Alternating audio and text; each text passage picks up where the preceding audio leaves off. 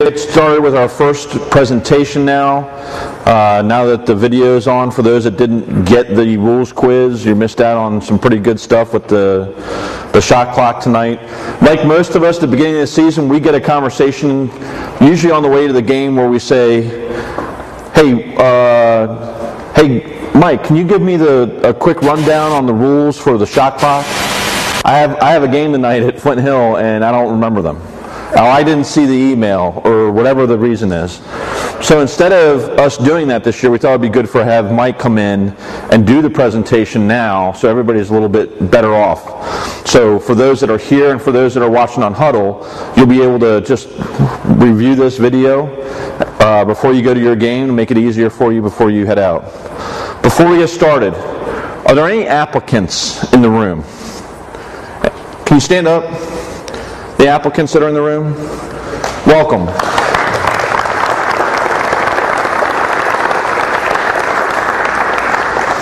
Are there any transfers that are in the room? If you could stand up as well, even if we've already met you.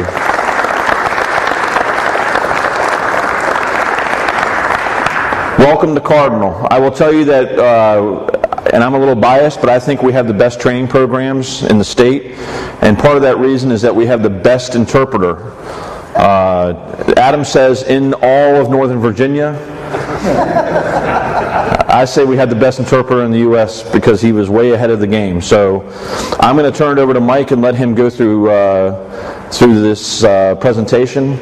So make sure that you're listening, make sure you write notes down, and ask any questions if you don't know. Professor. Okay, thank you. Real quick, before we get to the Mac stuff, I thought we'd go over the worst questions on YouTube. Example.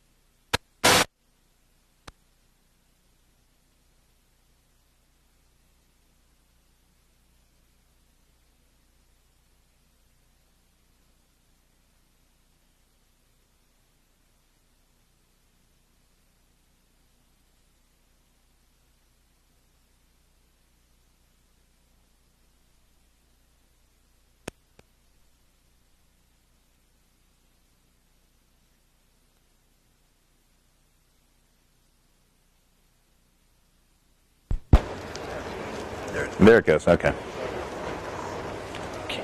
Can you hear me now, Marvin? Yes, I can. Okay. Don't think too hard about this one because it won't make sense if you do. All of the following describe general duties of any game official except administer penalties, grant timeouts, put the ball in play, beckon substitutes to enter the court, none of the above. Don't think too hard, just put none of the above. Okay? And move on. Don't ask me questions, it's just none of the above. This one keeps repeating on us like a bad meal. An official's uniform shall consist of all the following, except they changed entirely black shoes years ago to primarily black shoes. Of course, knowing this will make us much better play callers. But anyway, entirely black shoes would be a correct answer, except that's not what they want. They want black jacket.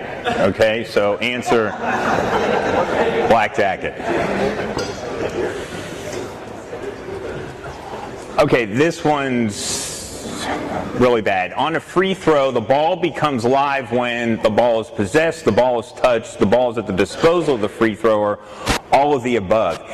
You could, depending on how you interpret this, make a case for all of the above, but if you want to get it right, answer the ball is at the disposal of the free thrower. Okay? B1 reached through the throw-in boundary line plane and touches or dislodges the ball from thrower in A1. What is the result? A technical foul on B1, an intentional foul on B1, a throw-in violation on A1, a personal foul on B1, a delay of game warning issued to B1. The answer is technical foul on B1, but that also does count as a delay of game warning on Team B. Okay? So just answer a technical foul on B1, but don't forget that if you have that play, if they have not been previously warned for delay, it does also count as their delay of game warning. And this is the worst. This is really bad. If a goaltending violation is penalized for touching the ball that is entering the basket from below, can anyone tell me what the problem is right off the bat? That can't be goaltending. That is what we call basket interference, right? Okay, so they have wrong terminology, okay? This is basket interference, and what they mean is we know that if the ball is on its way up through the bottom of the basket, and it goes up through the top, that is a violation on whoever last touched it. But if it's on its way up but hasn't gone through the top and it's now in the basket, if you touch the ball, that is basket interference. Okay, not goaltending, it's basket interference. However, in this case, no points can ever be scored, and that's the answer that they want. That's the only time points can never, ever be awarded for basket interference, no matter who committed the infraction. Okay. Questions will not be entertained.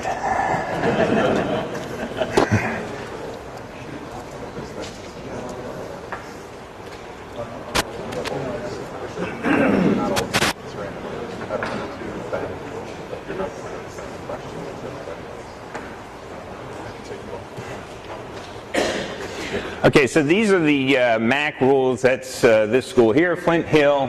We've got Potomac, and they also use this at St. Stephen's, St. Agnes. Do we work their non-conference games, Doug? St. Stephen's, St. Agnes? Do we work their non-conference games? Okay, so non-conference games in the Sleepy Thompson tournament. So let's go through some of these. If there's 59.9 seconds or less remaining in any period and the ball is inbounded, a minimum of 3/10 must come off the clock, assuming that it was a legal touch. So A1 throws the ball in, and there's 59.9 or less remaining, and the ball is immediately batted back out of bounds. A minimum of 3/10 must come off, assuming it's a legal touch. If A1 throws it in and it's a kick, no time can come off the clock. The coaching box is 38 feet. They don't lose it if they get a technical foul, direct or indirect. No closely guarded during the dribble. Throw-in spots. Okay.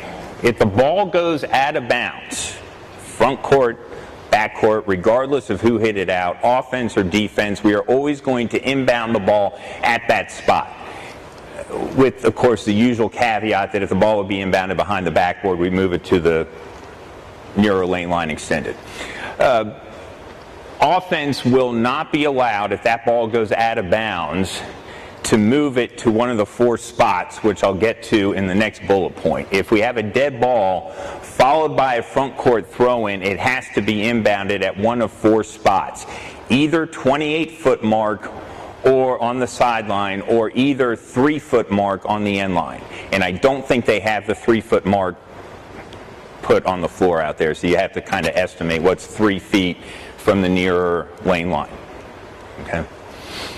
So let's say A1 calls timeout in their front court, and we're going to inbound the ball now in their front court. The ball is going to have to go to one of the 4 spots, either 28-foot mark, either 3-foot mark. Now, B1 bats the ball out of bounds, say deep in the corner on the end line, and offense says, well, I would like to call timeout to move it to the nearer 3-foot mark. That won't work. Okay, they cannot, after the ball has been knocked out of bounds, buy their way to one of the 4 magic spots using a timeout. We will use the normal NFHS rules to determine the proper throw-in spot, whether it goes to the 28-foot mark or the 3-foot mark. If it's, we draw that imaginary line from where the free throw line meets the lane line diagonally to where the end line meets the sideline. If it's below that line, we go to the 3-foot mark. Above that line, 28-foot mark. The only exception is, under normal Fed rules, if it happens in that free throw semicircle, we're going to the end line. Here, we will go to the 28-foot line, okay, if it happens in the free throw semicircle. Any questions about throwing spots? And we'll look at some clips in a moment. The 10-second count, the backcourt count. Except during a jump ball or rebound, the count starts on a legal touch in the backcourt. So if you remember your formula for 10 seconds in the backcourt, you have to say, is there team control? Have they established player control anywhere inbounds? Does the ball have backcourt location? If you can answer yes to all three of those, you should have a 10-second count going. Okay? Here it's different. Except during a jump ball or rebound, the count starts on a legal touch in the backcourt. So A1 throws the ball in to A2 in the backcourt, and A2 just bats the ball. Normally, we won't start our 10-second count until player control is established. Okay? And then, with the ball having backcourt location, we start our count. Here, we're going to start that 10-second count as soon as either team touches the ball in the backcourt. Okay? During a jump ball or rebound, the 10-second count starts when a team actually gains control. Shot clock will determine when a violation occurs, and we're only going to count visibly when the shot clock is off. Did you want to ask a question? Yes. Cameraman? Yes. I've noticed in games of huddle where when they start the clock and jump ball and so forth, a lot of officials will wait till the player gains control even though the ball has been touched on the jump. You're talking about starting the clock? Yeah. Oh, okay. Yeah. They will not actually gain control even though someone is tapped. Okay. So just so we're clear, I toss it up. A1 or B1 touches the ball, jumper A1 or B1 touches the ball. Once one of the jumpers touches the ball, assuming the touch is legal, that's when the clock starts. So we should be chopping the clock in as soon as one of the jumpers legally touches the ball. Okay, so far so good. However, we will not start the shot clock and the 10-second backcourt count until someone actually gains control. Okay? Any other questions? That 10-second backcourt count will reset on all stoppages of play. All stoppages of play, except when the defense causes the ball to be out of bounds and the offense retains control on a held ball. Okay? So, if A1 throws the ball in to A2 in the backcourt, and so now our 10-second count is starting. The shot clock's ticking down from 30 to 29 to 28 to 27, and B1 bats the ball out of bounds. They have 7 seconds left to get it across into the front court. Okay, same thing if we had a held ball. If you're working college and you're thinking, well, where's the technical foul by the offense? That's because in this game still, it's going to be 2 shots, ball at the division line to the offended team. Don't get caught up in point of interruption if you're thinking that. After the above, if defense calls timeout, that will not reset the count, but an offense can always buy a new 10 by calling timeout. Okay, so in that case where I would be batted the ball out of bounds with 27 on the shot clock, if now Team A calls timeout, they will get a new 10 seconds. Okay, but if Team B called timeout after that, that would not reset the 10-second count. We will visibly count when the shot clock is off. Okay, so now we're going to keep track visibly, just like we always have when the shot clock is off, because we're not going to be able to go by the shot clock.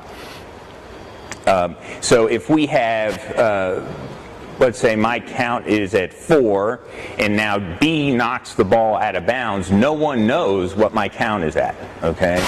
So here I say, so if my count is at 6, say, I don't just holler out 6. I'm responsible for informing my partners, the table, and both coaches, and my partners can assist in the notification as well. Don't ask me why we got to tell the table. I don't know what they're going to do with the information. But the bottom line is, I have to say my count is at 6. You have 4 seconds remaining to get it across. Okay. Don't just holler out a number. It's not going to be clear on what that is. Okay. Fouls resulting in a front court throw-in, reset to 20 or time remaining, whichever is greater. Fouls resulting in a backcourt throw-in, no matter how much time is on there, they get a full reset to 30. And if there's a kickball anywhere on the court, reset to 20 or time remaining, whichever is greater. Okay? No reset to 30 ever, backcourt or front court, on a kickball. Okay? Any questions so far? And again, we're going to take a look at some clips. Okay. Yeah. Yeah. So, going back to that previous slide, so you have 4 seconds left to get it over the division line, and there's a timeout. Do you tell the coach, or do you tell the player? I mean... So, well, first of all, and that's actually a good question. As far as I'm concerned, you can't over-communicate on this stuff. So even if we have, say, a run-of-the-mill play, where let's say A1's dribbling the ball in the backcourt with 23 seconds left and B1 knocks the ball out of bounds, we know they got to have 3 seconds left. I'll holler out to my partner, hey, our number's still 20. They got 3 seconds left. There's nothing wrong with that. So to answer your question, if we're going to a timeout and you want to tell them, hey, that buys you a new 10, or you want to tell the other coach, hey, they just bought a new 10, whatever. Or if the defense called the timeout, you want to say, hey, coach, you know, you still got 3 seconds left. There's nothing wrong with communicating that information. Yeah. You can't over-communicate on this stuff because we don't want to forget, especially since this is, you know, we only have 2 schools that do this, or well, I know 3. a lot of coaches don't necessarily know the rules. Right. So that helps. They think they have 10 seconds, and right. we're blowing our whistle after 4. And right. Right. Women here use the same rules? No. I didn't think so. No. But their rules are a lot simpler, and I think I finally got my hands on them after the rules that just been. These are basically men's NCAA rules, women's NCAA rules. Yeah. Okay, so let's take a look at some clips.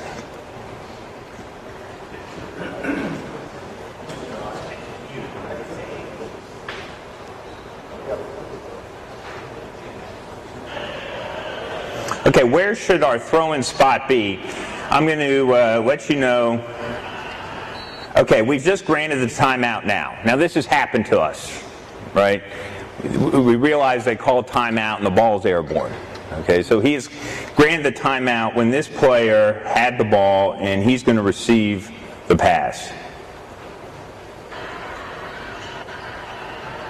Okay, so where would you, based on this information, where would you inbound the ball? Your choices are lane line, 3-foot mark, 28-foot mark. I would go with end line in as much as we were trying to grant it when this player had the ball, and I would go to the 3-foot mark, okay? If you're going to have a front court throw-in, it's got to be at the 3-foot mark.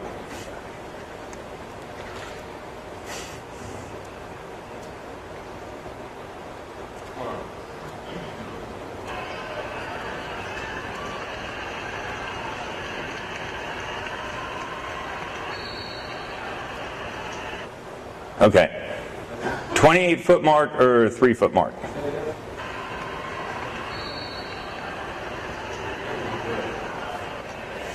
I would say 3 is correct here. I think that this foul occurs there, which is below this line here. Okay. If it were above it, we would take it to the 28-foot mark, which is what they did. I would have gone with 3. But they took it out to the 28. They didn't think it had gone below that line. I think it did. Okay. But had it been above this line, we would not go here as we would in a normal game. We'd go to here at the 28-foot mark.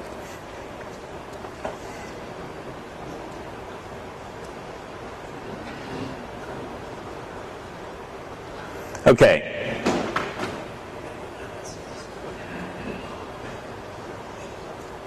Where are we going to inbound the ball here?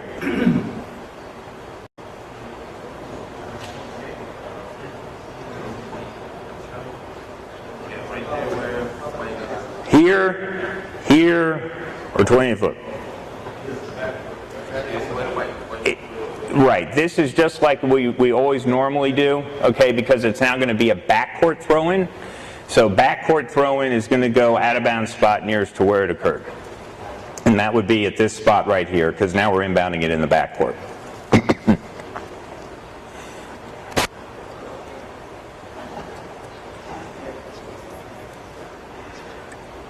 Yeah, that's a good job making sure that we get that right.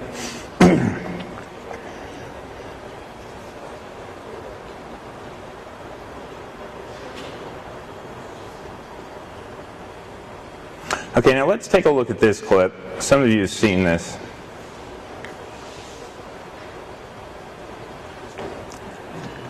What you have here is 4/10. Baylor has the ball up to 4/10 of a second left to go in the game. All right. So let me play this. And if you're here at Flint Hill, how would you administer this? And what would you do?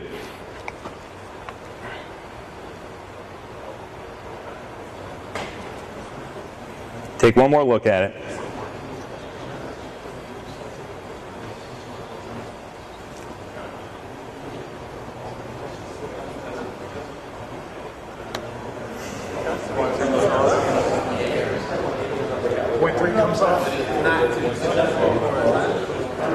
Okay.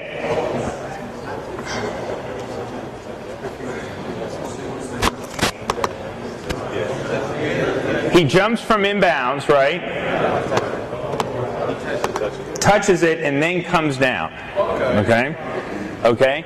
So time has to come off. Now, if you asked me in a regular game, is 1/10 reasonable in this case? I would say, yeah. Okay? But 1/10 is no longer an option now. Here. Flint Hill, Potomac School only. 3/10 has to come off. So now we're down to 1/10. Okay? Hey, Mike. Yes? Does it matter if this foot was in or out of bounds? It does matter. Because now, I was just getting to that. Thank you.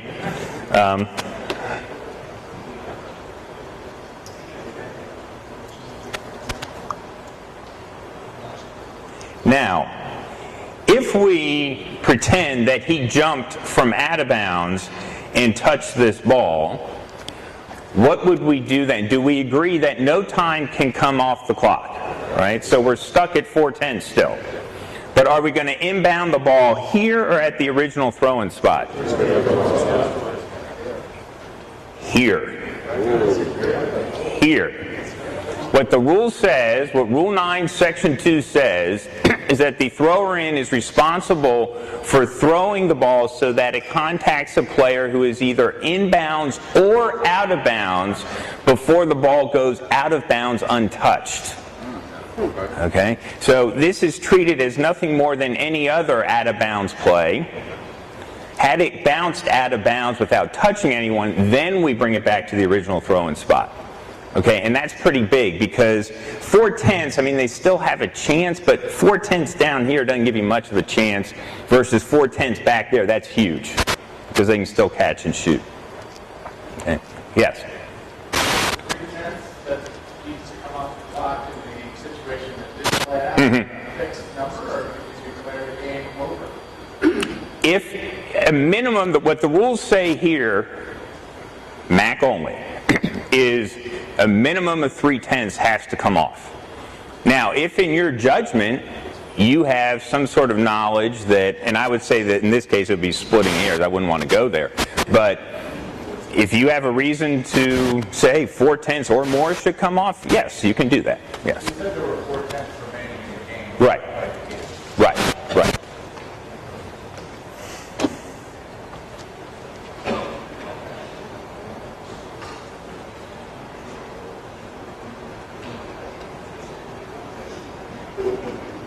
Okay, so here, just as a reminder, there is no visible count in the backcourt. This is correct because our shot clock is on. All right, that was correct.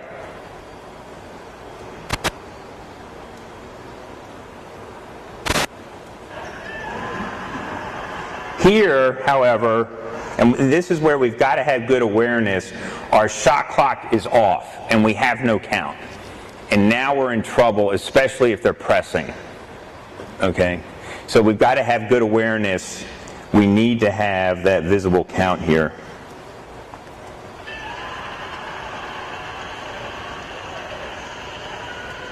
Okay? Because now if this ball got knocked out of bounds, he would be, let's say our count was, it should have been at 3, we would say, my count is at 3, they have 7 seconds left, and we get that information to our partners, both coaches, in the table.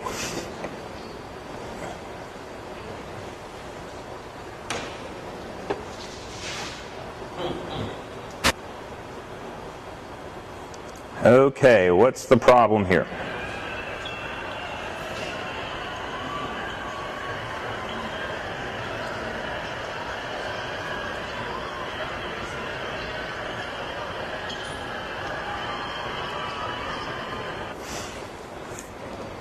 Everybody see what the problem was?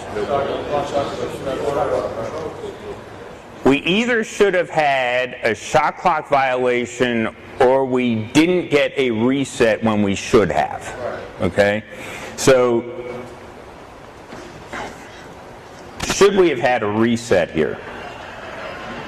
Okay. Okay. That's the question right there, is should there have been a reset there? Okay, if we run it back one more time, correct reset, it did hit the ring, okay, so now when does the shot clock start counting down from 30 here, on a touch or possession? Possession, okay, because it's on a rebound. Okay, so correctly reset, and the count's on. All right. Is that control? I can't quite tell from this camera angle.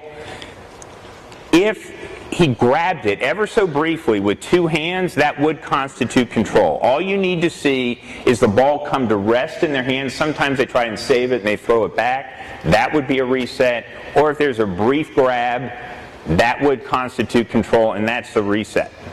Okay? But we need to, if we rule that that's not a reset, our radar needs to be going up, because now we're 5 seconds into it and they've got 5 seconds to get it across, and we got to have good awareness. Okay? Okay, so now let's assume that it should have been a reset. And we stop the game and we say, he reset it, he got control of it. Please set the shot clock to 28 seconds. So what we're saying is they got control, should have been a reset. We've allowed 2 seconds to come off, so we're telling them reset to 28. We give white the ball. How much time do they have to get it across? Do they have to get it across by 20 or 18?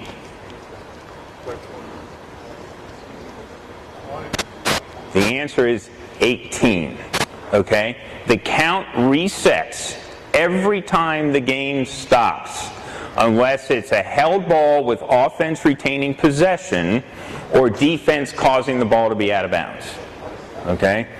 If they're dribbling the ball and there's a press and they're playing great defense and you inadvertently blow the whistle with 21 left, guess what? It's a new 10 and they get until 11 to get it across. Okay? If you stop the game because you think a player's injured with 22 seconds on the shot clock, guess what?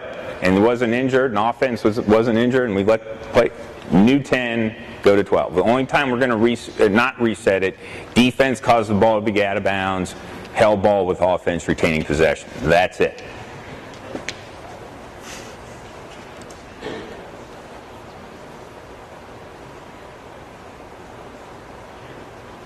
Okay.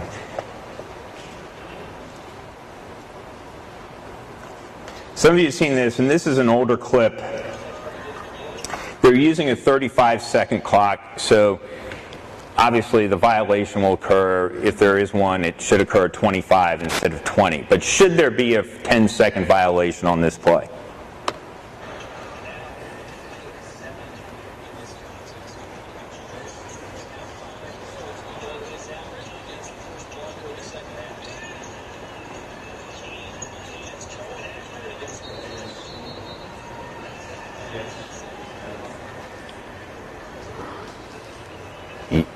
Everyone a yes? Everyone's a yes. Show it again.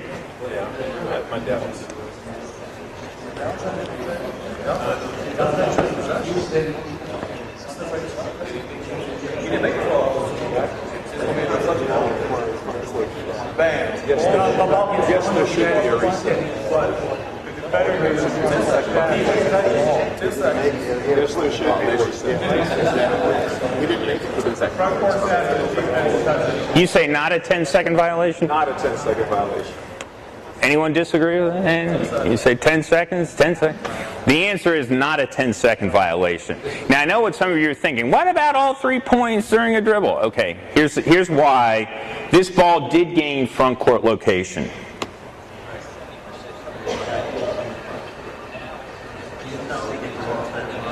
That's a player has front court status when he touches the ball. Right, and okay. The defense has front court status, and all 3 points, both feet and the dribbler, only applies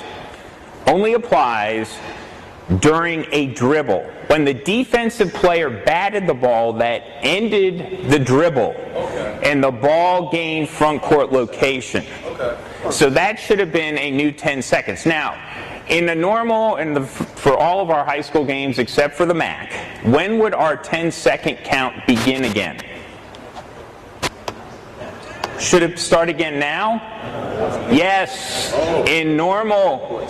Yes. Because remember our formula for our public schools, okay? NFHS rules. Team control continues here. They've already established player control and bounds. So once that ball has backcourt location, we should be counting. Okay? However, in the MAC, it's when either player touches the ball in the backcourt. Either player. Then we will start our count. So we start our new count here, and now when we got to now look up, and our new number is now 15. And I will also say this, and I will leave it to you, because I'm being told I got to shut up, that it is everyone's responsibility to get 10 seconds in these MAC games. Especially if the trail has pressure hot and heavy in the backcourt. They're not going to be able to readily look up and see when it gets to 10 seconds. I don't care if we have all 3 officials blowing our whistle for a 10-second violation because we're going off that shot clock. Okay, you're right by rule and we got to get it. Okay? Any questions? All right, thanks.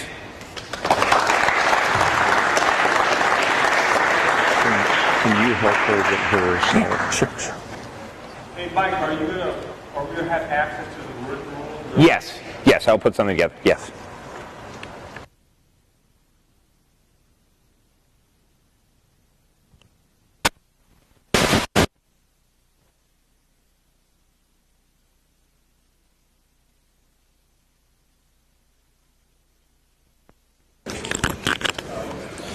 All right, once again, the best rules interpreter in the United States and in Northern Virginia, Mike Preston. Thank you, Mike.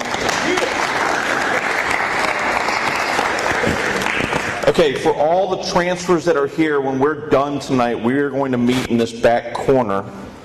Okay, if you were here last week, you don't need to come back. All right, you're free to go to the bar or wherever you want to go. This year, when we were talking about different topics and ways that we can get ourselves ready for the season, one of the things that kept surfacing was trying to get ourselves not only mentally ready by taking the quizzes and the tests, but also focused on other parts of the mental side. At the fall clinic, for those that are coming, and if you can't come, it will be on Huddle. Steve's going to give a presentation on the mental side of officiating. We've been reaching out to some pretty heavy hitters on the NCAA and the NBA side, asking them things like, what happens after you kick a call? How do you recenter yourself? What happens when you bring the house down with a call or your partner has a bad call? What are some of the things that you can do to get mentally back in the focus? Okay, instead of it letting spiral away from you. So Steve's going to be doing a presentation on that. The other half of it was getting physically ready for the season. I volunteered to give the physical part. And for some reason I was shot down. I don't know why. But thanks to an introduction from Dennis Maloney, we were able to meet with our next guest speaker. And Sarah is the personal trainer for the Washington Mystics. She has her own personal training place. Is it in Fairfax? In Fairfax. And so she's going to share with us some ideas. We gave her some bullet points to talk to. When you're done, if you're interested in learning more about what she can offer from a personal training standpoint, she's going to be able to answer questions, may have some cards or flyers, and we'll go from there. So would you please give a cardinal welcome to Sarah Walls. I've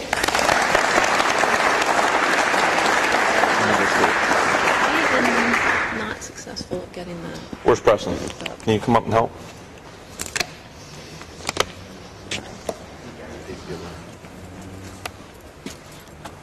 Just doesn't seem to be doing It's not getting up here. what it should.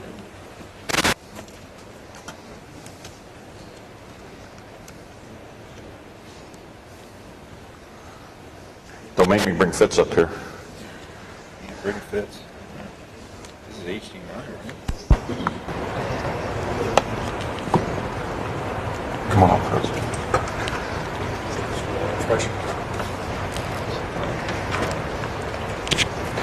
By the way, while we're waiting, I just want to say we have 87 people here tonight. It's the highest number we've ever had. So thank you all for coming out. Next week, I'll take this announcement now instead of at the end. We're going to have the Coaches Roundtable. And if you've never been here for that or never seen that, we're going to have 7 coaches from around the area that we officiate. We have, I think, 3 on the girls' side and 4 on the boys' side.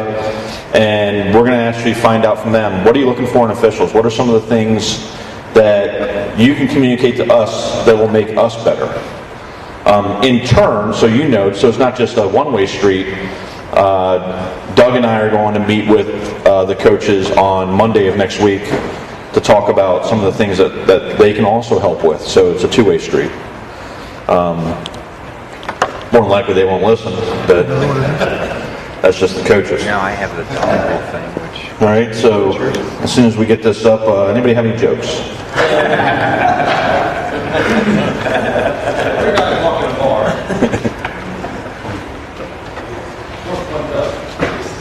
I can always just start without.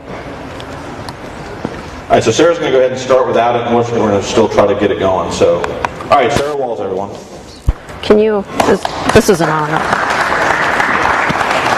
Ask Kurt Marvin if you can hear you. Can you hear me? Oh, okay, great. Oh, do I need this also? Yeah. Oh, Double whammy. okay. All right, cool.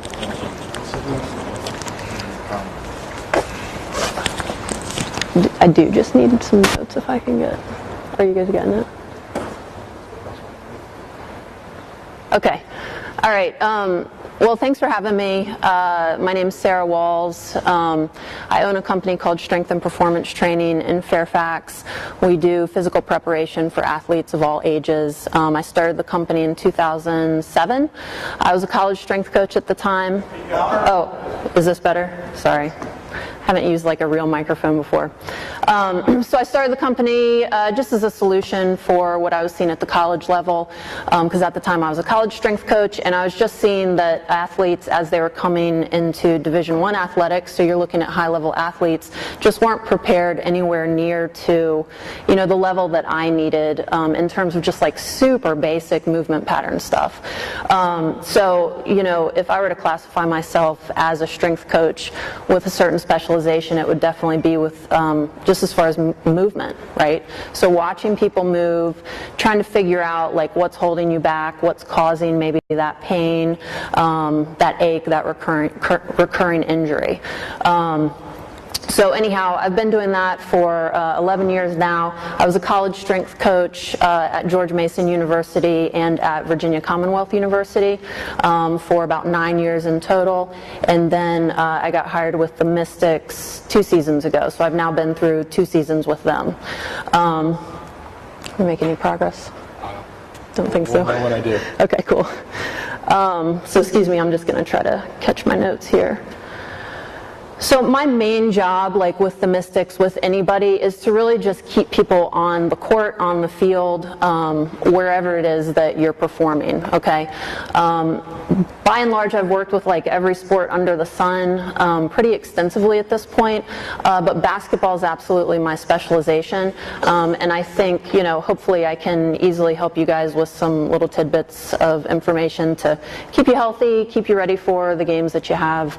And so my goal today is I'll touch on sort of some broader preparation issues, but I mean, like, I could literally talk to you guys about this stuff for like 4 days straight, okay? So I'll give a light touch on just sort of more global planning from a year-round perspective, and then mostly what my goal is to just talk about, like, if you've got nagging injuries and stuff, or little things that kind of pop up, we can address those, give you some tips on how to handle that, and really just make sort of that game day for you as successful as possible, okay?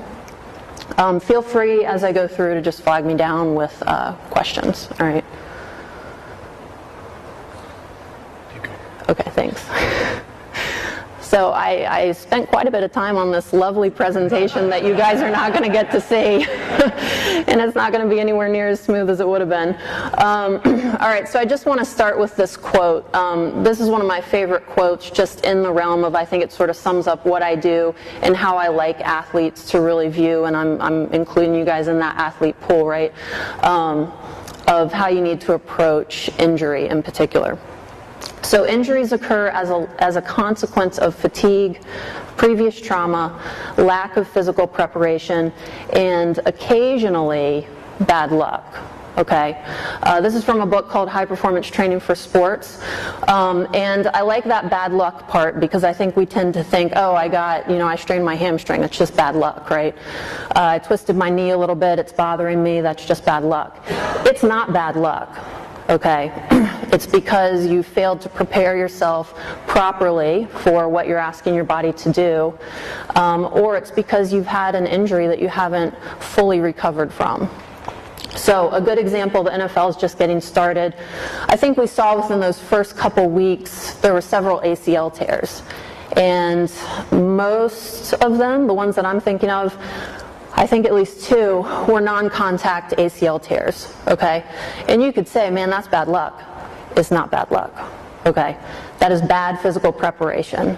And if you go into what that athlete did leading into training camp and then into those first few weeks of the season, I guarantee you that we could pull it apart and find some things that, you know, could be sort of like improved in a big way. So I like that quote, and what we're going to do is try to go into this idea of fatigue, the idea of poor physical preparation or good physical preparation, and then also the idea of traumas that you've previously had, so past injuries. All right. Keep going, okay. All right, so first slide I've got is just how to approach your physical preparation. And my first bullet point here is train like an athlete. You are one, okay? You may not think of yourself that way anymore, right? Or ever, if you ever did. But the thing that I tell my clients, my private clients, and we work with, adults and kids who legitimately have never played anything competitive. They don't consider themselves athletes. But just by default of being human, I think we're all athletes. We all move like athletes, so we need to train like an athlete. Okay, so that means we need to try to get off of the seated resistance training machines that you see in every gym and get on our feet and train in a ground-based way that's more functional to your sport. So train like an athlete. Strength training should be the foundation of your physical preparation for your job as an official. Okay, so we need to be strong. Injuries tend to come in when we've got weakness somewhere. Weakness, imbalance, again, previous trauma, this is all the result of weak muscles somewhere if we get in and kind of troubleshoot it. So strength training needs to be the foundation. My helper is back here. Beyond that, okay, I think you guys in particular need a really strong aerobic base, okay? So your aerobic capacity should be excellent. You have to get up and down the court. You have to be able to see and think and make calls, right? So making sure that not only are we physically strong, but also that our heart is extremely strong as well. This is an area that if you feel like you're kind of weak as far as aerobic capacity, that's something that to see measurable changes in, you really need to kind of dedicate yourself to it, and we're looking at like 5-6 days a week of 30 minutes-ish of some kind of aerobic activity, okay, just to give you guys a little bit of an understanding of that. Now, I think we're about 4 or 5 weeks away from the start of the high school season. So as far as, dialing in your preparation to hit what's going to be a fast up and down pace, I would just suggest, starting to think about adding in, if you're not maybe officiating other sports, but making sure that you're adding in as you prep some up and backs on the court, right? Some kind of sprint drills, working on the movement patterns that you tend to do the most. So that can be backpedaling, sprinting, I'm sure a little bit of side shuffling and transition. And with those, we want to be like super gradual with how we introduce our body back into running, especially after a layoff. Or if, my dear, would you go sit down, please? See this little person nodding her head. So just as an example, like let's just say we're starting to recondition for the season. Okay, we've got 4 weeks left. We have done not much sprinting lately, and we know we need to. Why is it important? Because we're probably going to strain a hamstring, blow out our Achilles, any number of things. Okay, so we want to at least like test the wheels, right, before you get out there. So if you go onto the court, something really, really simple to try is just we're sprinting up the court, resting for about 60 seconds, which is a very long rest time, so we're not developing a lot of aerobic fatigue here.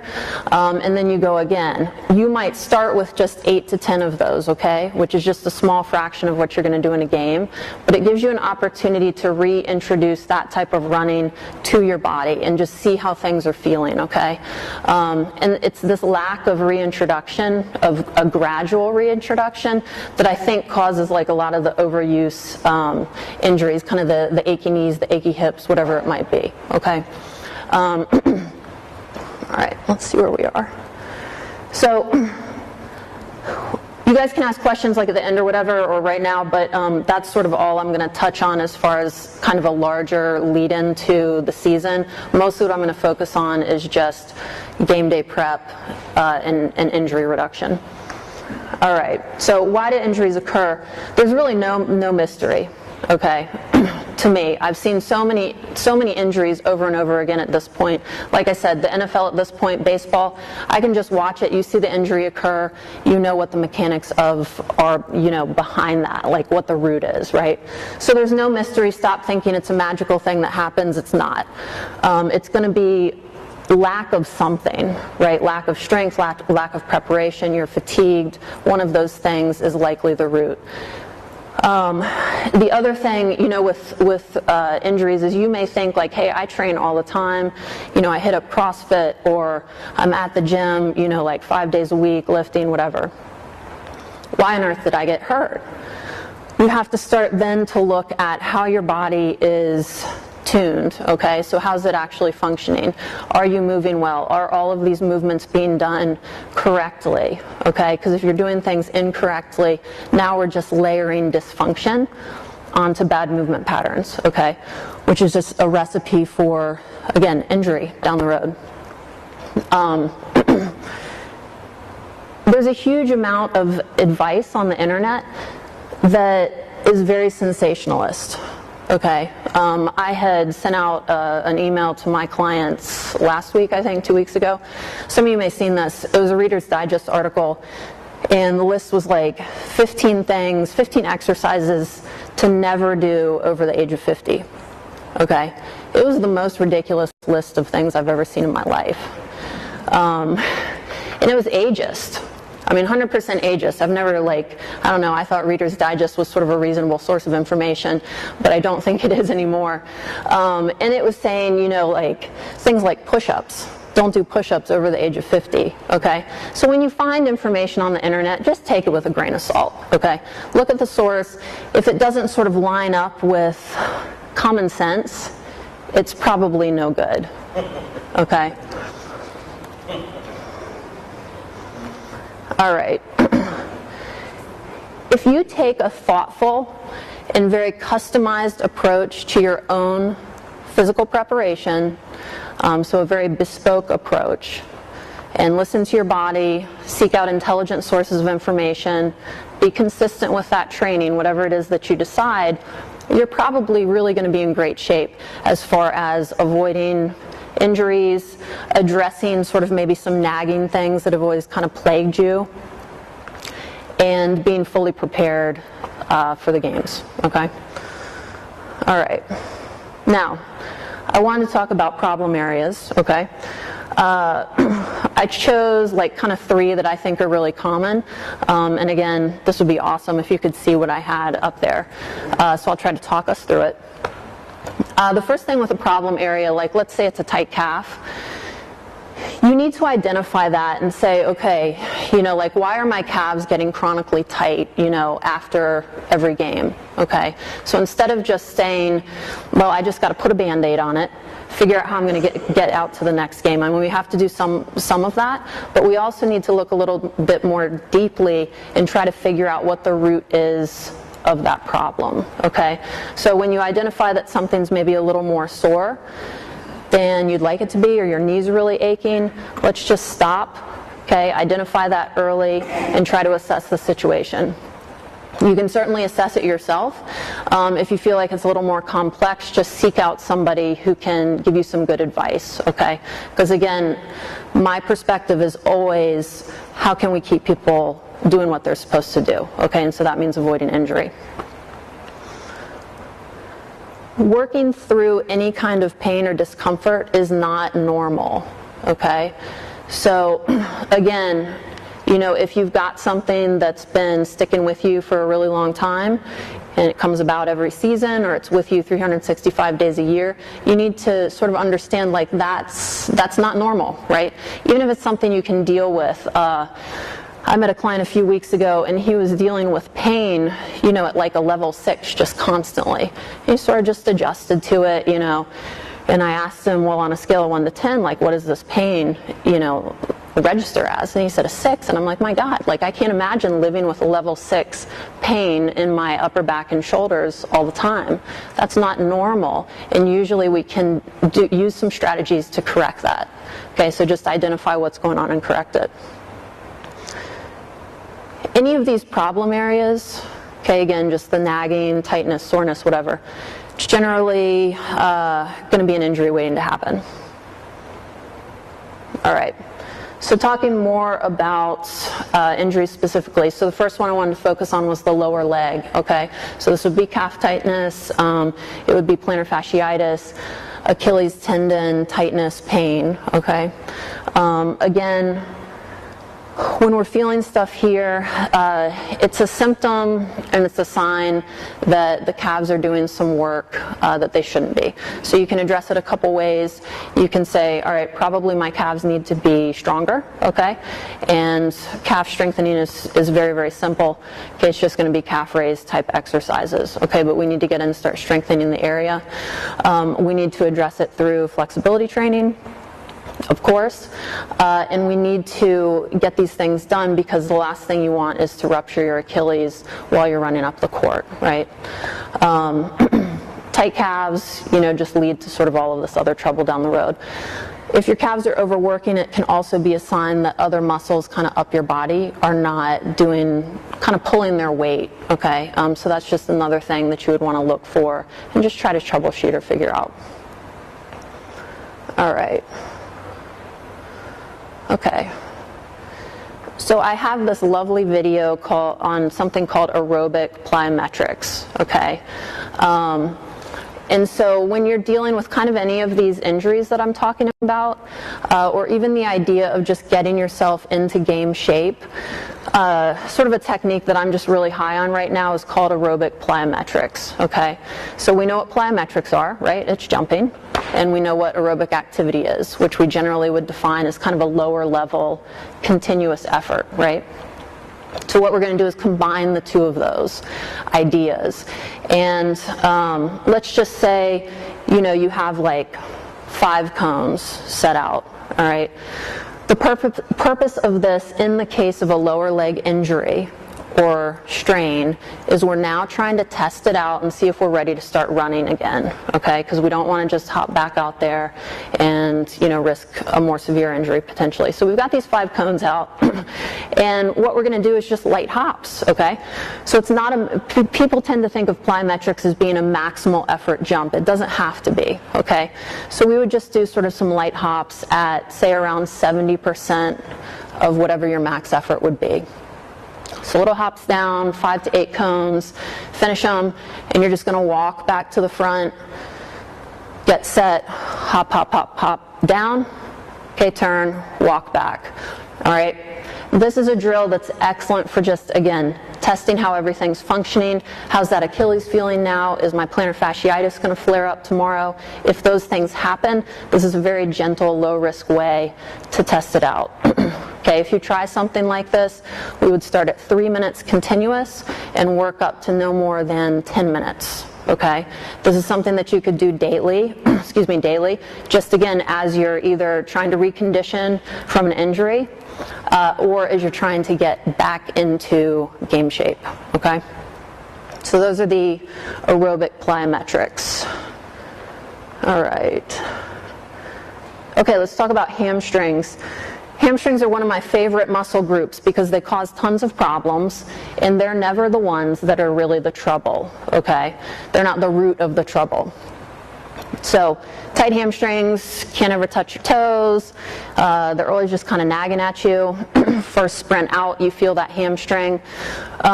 What's really going on there? Do I need to stretch more? Probably not, okay, probably not. Almost always, I can't think honestly of a time this hasn't been true. It's not the hamstrings that are truly the problem. It's the fact that the hamstrings are doing work for your glutes. Okay? So I would imagine that most of you guys for your full-time jobs are probably sitting quite a bit. Desk workers all the time. I mean, gosh, all I do with the Mystics every single day, every part of my warm-up is getting their glutes to fire. Okay? This muscle will shut off like that. When it shuts off, your hamstrings start to take over the job of the glutes, okay? So the glutes are an important muscle because they extend the hip powerfully, okay? When we're running, when we're just striding with a walk, okay? When we're jumping. So that triple extension, it's finished off with what the glutes should do to kind of fire through, okay? So, if we've got tight hamstrings, we want to really look up the body a little bit. Are the glutes firing? Okay? One great test for this is not only like, can you touch your toes, but what does your hinge pattern look like? Okay? So a hinge pattern, I'll show from a couple different ways. Hinge is the idea that I can push my hips back, okay? That's a hinge. Many people don't know how to hinge, okay, and I'll show it from this angle too. So this is a hinge, all right? That shows that I know how to load my glutes, right, which is more likely to mean they're actually going to turn on and fire when I need to run fast. People that can't hinge, you'll see no shift back in the hips, okay? And it's just this very kind of locked up position, okay? So that shift back or not. And it makes all the difference in the world.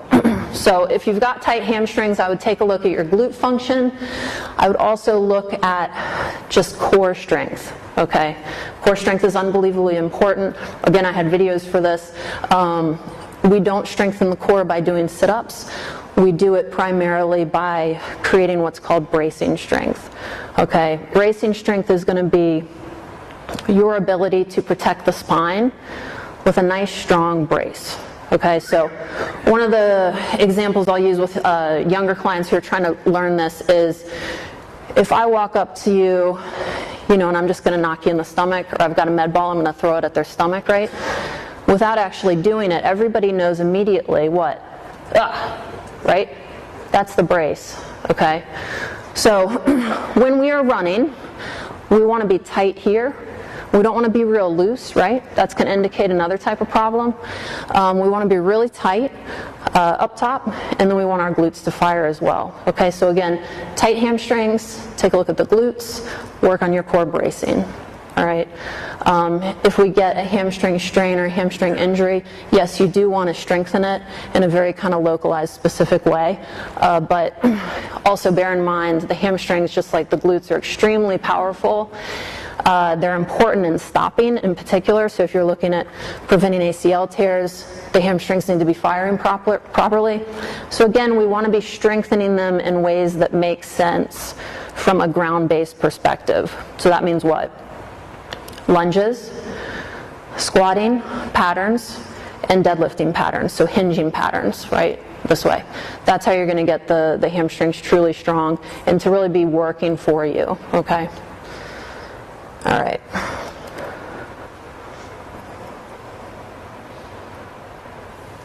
Okay, groin tightness is kind of the third one that I wanted to pull out here as far as sort of common, I think, kind of trouble spots. Groin tightness can be really tough. Again, we're looking at weakness, okay? We're looking at weakness primarily in your core here, and also single leg strength. Now, what's happening with a lot of groin strains, not only are your adductors probably weak, which I'm like shocked how weak basketball players' adductors are, considering all of the lateral motion that they do, but they are. So you want to strengthen the adductors as much as possible. But you also, and I think for you guys in particular, want to be looking at what's called a hip drop. Okay, so can you guys see what I'm doing here? So I've got my hips like super even right now, and I can feel that with the hip bones. And if I were to start running, okay, when I'm in this position, I need my hips to be even, okay? What a lot of times happens is you get this hip drop, okay?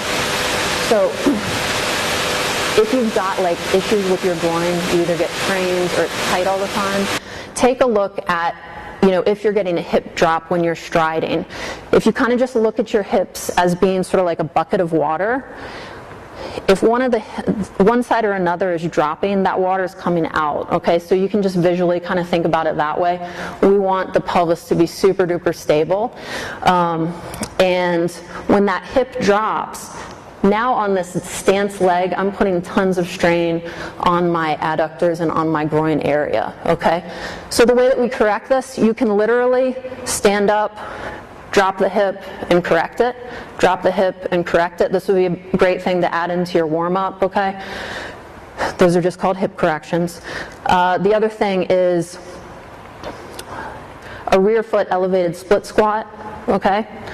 I love these. So I've got my foot on something, right? And we're just going to drop down and stand back up.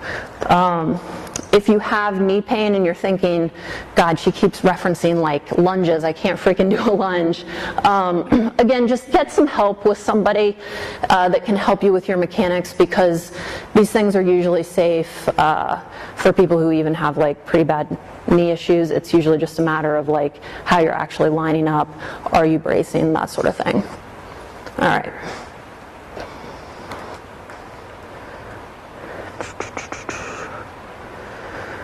Okay, so let's talk about fighting fatigue.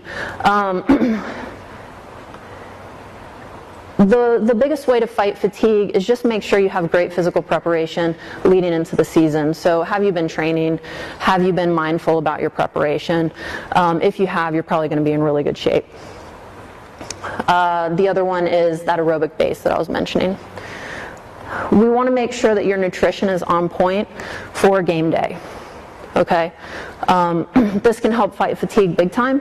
It'll make sure that you're feeling really great throughout the whole game and leading up to the game, and then as you finish, that you start recovering right away.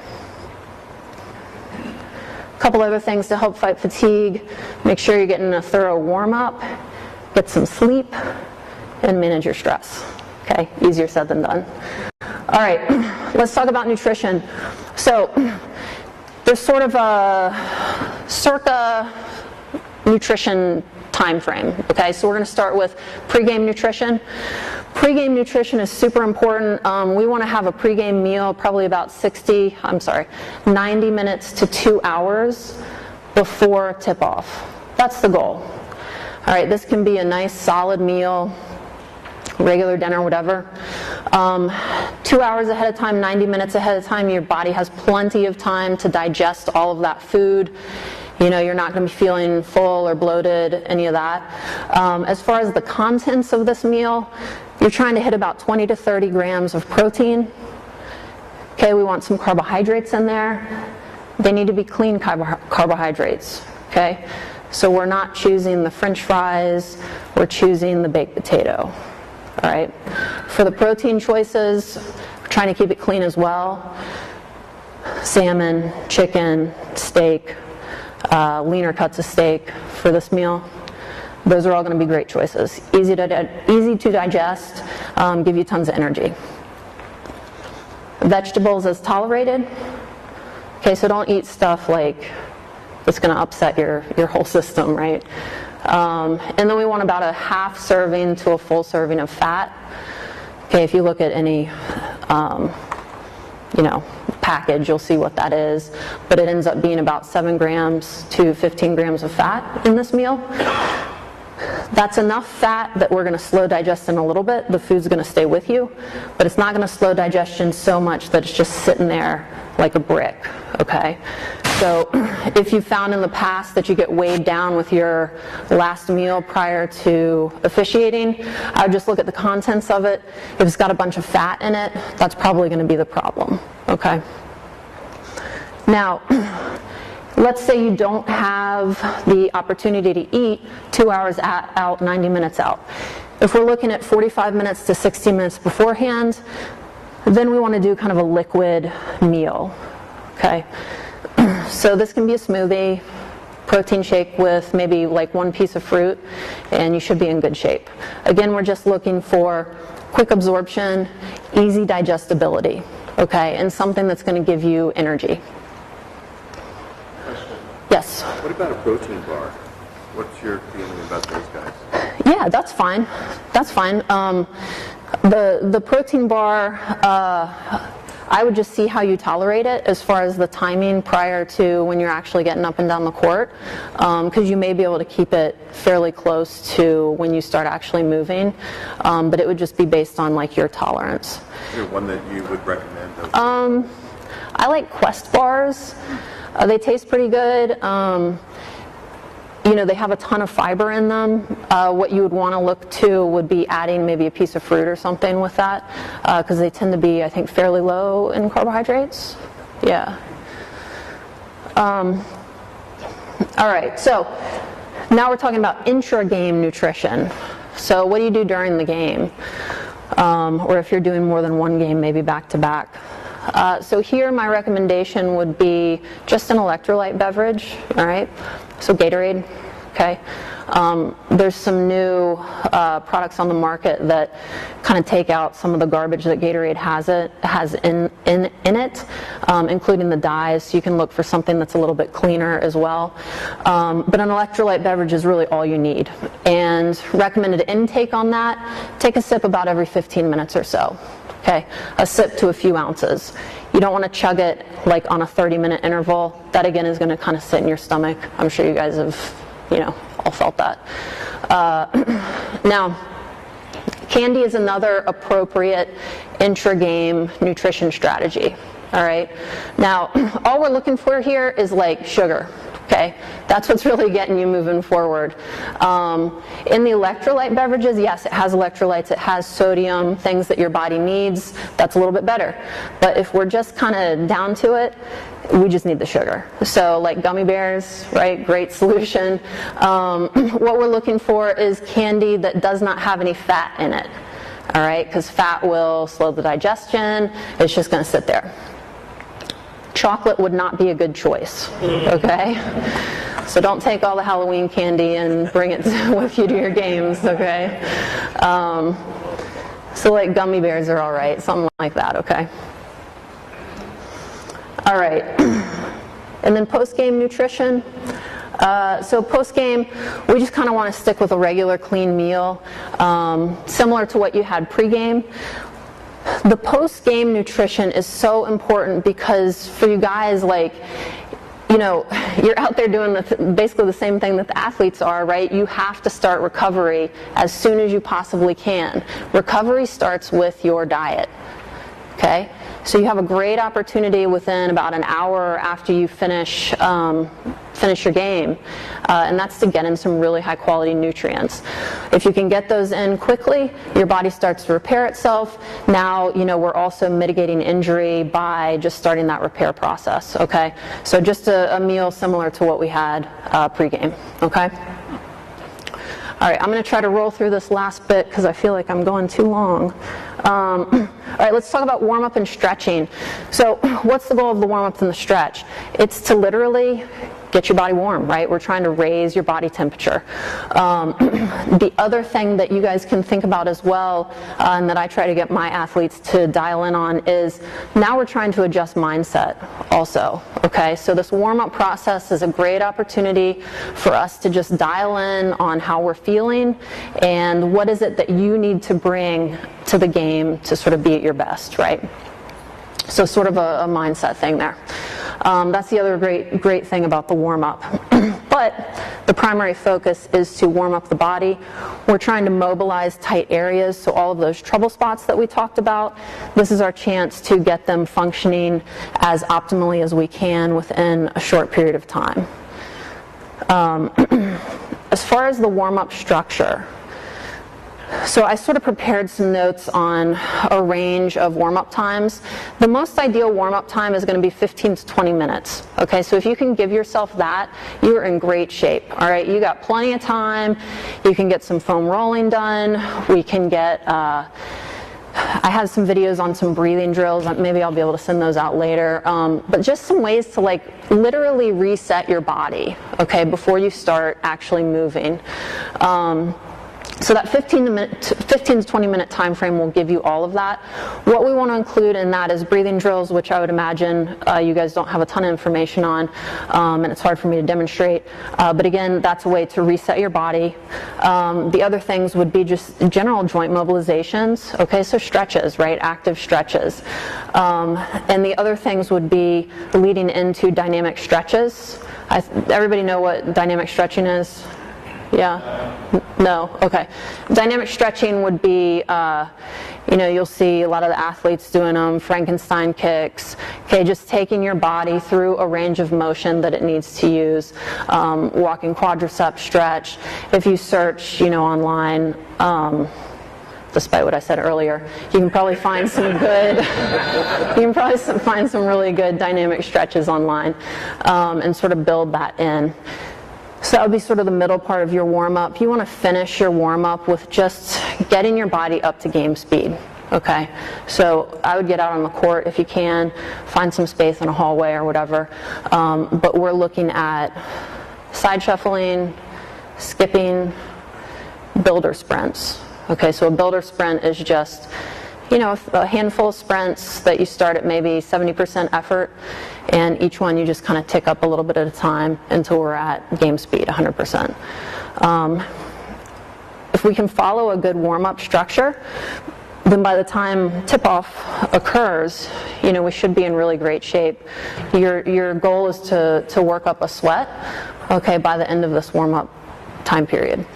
It's also an opportunity that, again, we all kind of have nagging things. I have a thing with my hip right now, so I will spend a lot of attention on stretching that hip out. Okay, so you just customize it to what you're feeling for the day. Listen to your body. Okay, now, if you only have 10 minutes, you're just going to cut a little bit off of that. The main things that you need to prioritize is that gradual ramp up to game speed. Okay. If you only have 5 minutes, okay, cross your fingers, all right, because this is where the bad luck may come in. Okay, 5 minutes is not enough. All right, please try to get in, if you can, earlier than 5 minutes. Okay, but if you do only have 5 minutes, we want to get the most efficient stretches and warm-up exercises in that we possibly can. Again, I had some solutions for that. It's not really possible to show everything, so again, perhaps I can share that later. But just be really, really efficient with everything that you choose. A 5-minute warm-up would include no static stretching. Okay, you don't have time for that. Now, I understand, generally you've got this warm-up time period and then you're standing on the court for a few minutes, 10 minutes or so. So how do you stay warm during that time period? What do you do during that time period? I would just continue to kind of mobilize and just do some light stretches, 15 minutes. Yeah, I mean, that's a significant amount of time for sure. But all of these things you can do in place, just stretching out like this, right, with your groin, just things in place, moving up and down the court. You can go over to the table, do leg swings to keep the groin warm, get the hamstrings warm. You can also, it's something called a tiger tail. It's sort of like a portable foam roller.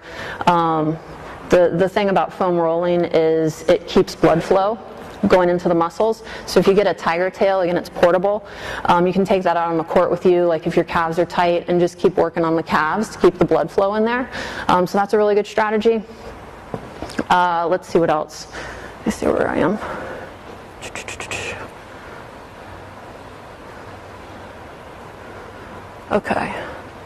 Okay, last bit here. So staying warm prior to the game. At halftime, this is just a great time to get your foam roller out, do some of the same stretches, whatever it is that tightens up when you sit down, that's just what you want to stay on top of, okay? There's nothing really magical here. It's just listening to your body and addressing what it needs. And then the last thing is post-game. So post-game, if you have the opportunity to do it before you leave, then you want to spend a few minutes static stretching. We want to spend about 2 minutes per side, if it's a leg thing or an arm thing, but 2 minutes per side on a static stretch, so a significant amount of time. If you have access to ice and you need it, get that ice before you get in your car, okay? So just get it wrapped up on your knee or wherever it is that you need it, okay? Your opportunity, again, post-game is really special with the nutrition, with the ice, so we're getting down the inflammation, and we're starting recovery right away. So take advantage of those things if you can. If not, just head home, and again, if you need ice, just get it on there as quickly as possible, sit and eat, and start recovering. Okay. That was okay. I think I did okay. I would love some questions if you guys got any questions for me. Yes, sir. You talked a lot about core strength. Yes. Any favorite core exercises? Yeah. My absolute favorites are loaded carries. Okay, so if you're at the gym and it's grab a dumbbell, or kettlebells are great for this. There's a million of these that you can do, but the most straightforward one, this is called a suitcase carry. Okay, so you got 2 dumbbells. They can either be of the same weight or of different weights, all right? You're going to hold them out from the body and just walk. Okay, this is a phenomenal core exercise, a bracing exercise. You can also hold one weight up here, one down here. You can go overhead with one or two, okay, and we're just walking. You can go sideways, okay, you can go over hurdles. Okay, so I said go sideways or go over hurdles as well. So that's like my favorite. You can exploit that forever. Okay. Somebody over here have one? Yes, sir. How about the intake of fluids before the game? Should you start that 6 hours, 12 hours, 24 hours? To get Yeah. those fluids in? So the question was about fluid intake. So if you look through your day, check your urine, all right? If we can get like 2 urinations that are clear, we're in good shape, okay? That's as specific as I can kind of be. But to get to there, how soon do you get to go drink it? You can't do it 2 hours before the game. Yeah, that's a great question. I'd say probably at the 6 hours is probably going to get you there. Yeah. How far in advance to start fluid intake prior to the game? So I was suggesting, I'm not super firm on this answer, but look to the urine, and then probably at about 6 hours beforehand, if you're hydrating, you should be in good shape. Any other questions? Yes, sir. I got a question. Do you have your players, athletes, do a pregame, like icy hot on your calves and hamstring, kind of do like a pregame warm-up? Yeah, so that's individualized. Definitely. We have some players that do that, and it's really an as-needed thing. But the ones that are sort of on that do it religiously, and that's a good technique. Yes, sir. What was icing? Sorry, this rule change. I'm sorry. The question was just about using icy hot as part of the warm-up, and we absolutely do that for athletes that need it. Yes, sir. Two quick questions. Icing, how long should it be? And how long before you can go back and forth between ice and heat? Or if that's no longer good? And 2 is rice, a good carb. Okay, so icing we want to do for about 15-20 minutes, okay? Alternating between heat, hot, and cold is a little bit more of an old school approach, so we don't use that anymore. We would want to heat before activity and then cool down immediately after activity. So we're only going to be using, like our players have these hot pads, so they'll sit with those prior to the game starting. The ones that come out of the game that need to stay warm, they'll have these hot pads on them the whole time. But as soon as the game's over, then we're just icing at that point. And then rice is a carbohydrate source. Excellent. Okay. Yes, sir. Would you recommend compression sleeves as a preventative thing to do? Just in general? Anybody else? Good. Oh, yes. Do you have any strategies about how the fact that you run and get warmed up and then you have to lose the car? Yeah. Oh, really? Okay. Yeah. Yeah, so I would recommend like a light cool down after the game before you get in the car, light stretching, and then sit in the car for whatever the time frame is. And once you get home, do some stretching. Yeah, just in the hips in particular is what you need. Yes, sir? Did you have a question? Recommended glute exercises. Glute exercises? Oh man, I got a zillion of those. A really safe, very effective one if you don't have, if maybe we're trying to reactivate the glutes, is going to be called a hip bridge. Okay, and if you want to stand up, I can demonstrate that if you want to see it.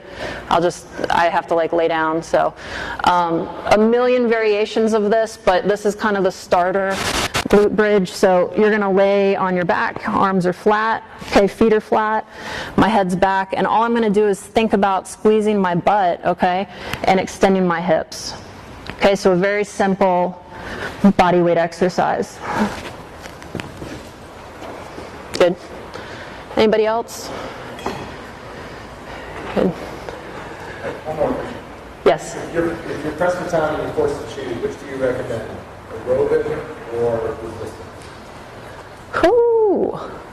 Resistance. Yeah, resistance. I think you're going to get more of the injury prevention, like the protection, out of doing the strength training. Yeah. What's the question? What will you get more benefit? If you're pressed for time, what would I choose, resistance training or aerobic workout?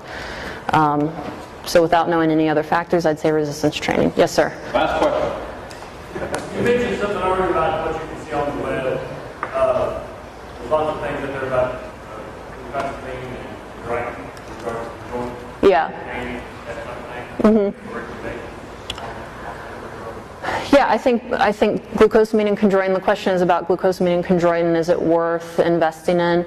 I think if you get a good quality one, yes, it's worth investing in. I would just couple that again with sort of whatever the thing is that's prompting you to take it.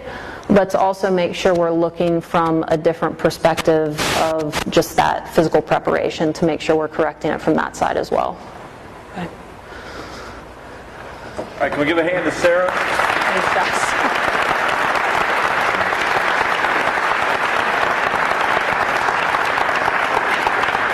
Sarah's going to be here for a couple more minutes, so if you are interested in maybe getting some more time one-on-one with a personal trainer, obviously you can't find somebody more talented than this one. So she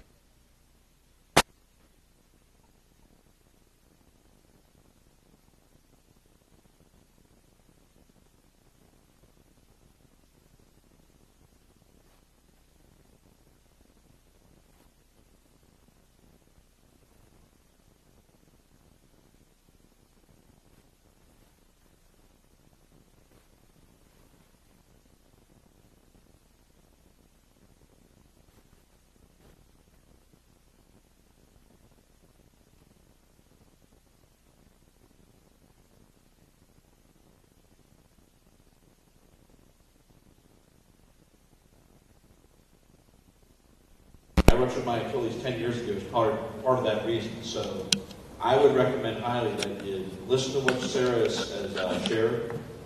Feel free to come up and ask her some questions. Get a card of hers. We'll get a copy of the PowerPoint, I hope, and anything else that she wants to share, and then we'll make sure we get that pushed out to everyone. All right, so transfers in the corner, and next week we have our coaches roundtable, which will be the last meeting before the fall clinic, and then we don't meet again until February. Not bad. Have a good night, everyone.